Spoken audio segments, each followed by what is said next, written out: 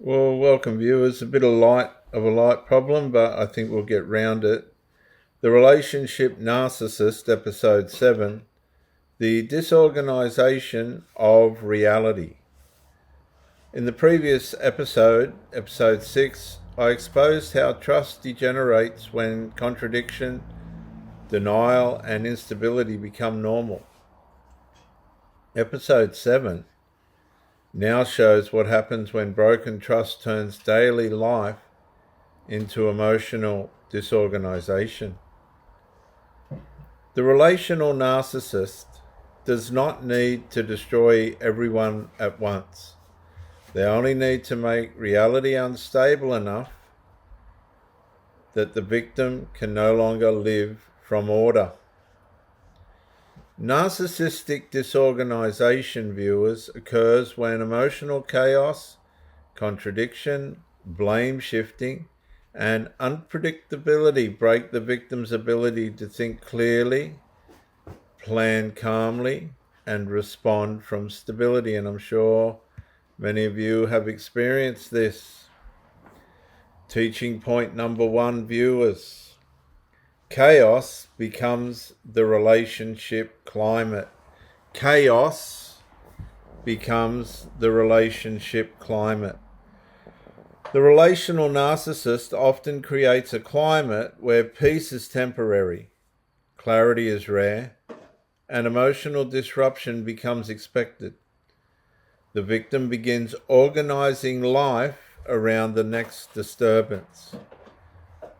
Sudden mood shifts, coldness after closeness, conflict resolution without resolution, emotional withdrawal as punishment, ghosting, peace that always feels temporary. This is a classic narcissistic form of punishment. Teaching point number 2, viewers. The victim starts living reactively.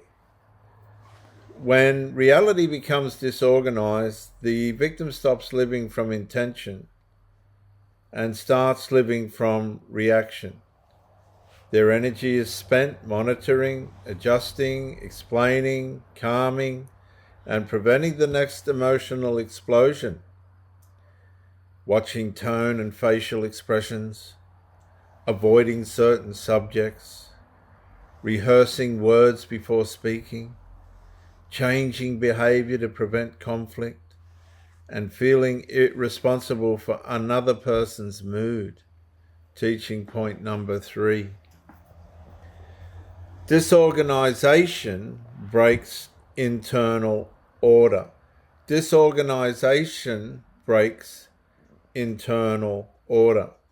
The deepest damage is not only external chaos, it is internal disorder. The victim may lose sleep, clarity, routine, motivation, confidence, and the ability to trust simple decisions. Things like racing thoughts, rumination, emotional exhaustion, decision fatigue, loss of routine, confusion after every conflict. Here's a practical example, viewers. A person starts the day with a simple plan: work, home, rest, and a normal conversation. But one cold look, one vague accusation, or one sudden mood shift changes the whole emotional climate. The victim abandons their own rhythm and begins managing the narcissist's state. Exactly what the narcissist wants. So, nothing visible may have happened to the outsiders, but internally the day has been hijacked, and that's exactly how the narcissist works. So let's reflect. Where has your life become organised around avoiding someone else's instability? Here's a resistance check. Are you calling the relationship complicated because naming the chaos feels too confronting? 2. Have you accepted emotional disorder as normal because calm moments occasionally return? 3. Do you keep adjusting your behavior to prevent reactions that are not your responsibility? 4. Are you making survival management for relational maturity? Are you mistaking survival management for relational maturity? And 5.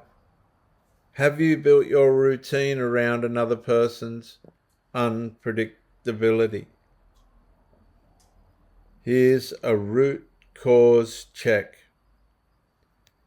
Are you afraid that restoring order will expose how unstable the relationship really is? Have you been conditioned to believe love requires constant emotional management? 3. Is the relationship activating older experiences where peace depended on pleasing someone else? 4. Do you feel safer controlling your own behavior than confronting another person's disorder? 5. Have you confused chaos with passion, intensity, or attachment? Let's take immediate action, viewers. Identify one daily routine that has been disrupted by the relationship's instability. Restore one part of that routine this week without asking permission from the chaos. Here's a proverb, viewers. Better is a quiet house ordered by truth than a crowded dwelling ruled by confusion. So in closing, viewers, a life organised around another person's instability will eventually lose its own structure. That's how they work. If narcissistic disorganisation continues unchecked, the victim may stop building a life and begin merely managing emotional weather created by the narcissist.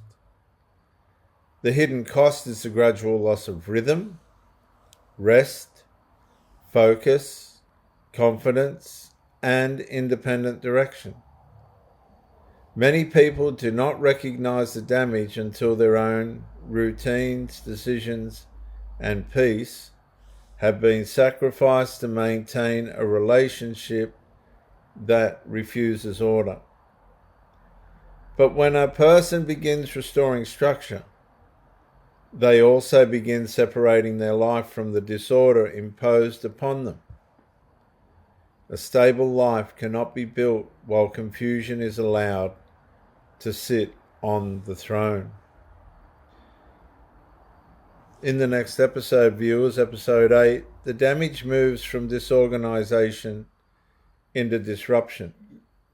We will expose how the relational narcissist interrupts stability, progress, relationships, and personal momentum until the victim's life becomes harder to sustain. I'm Dr. J.W. Ayub, known as Count Straight, pro-theologist, and pro-Bricky on Facebook. I'll see you for the next one. Like, share, subscribe, comment. Bye for now.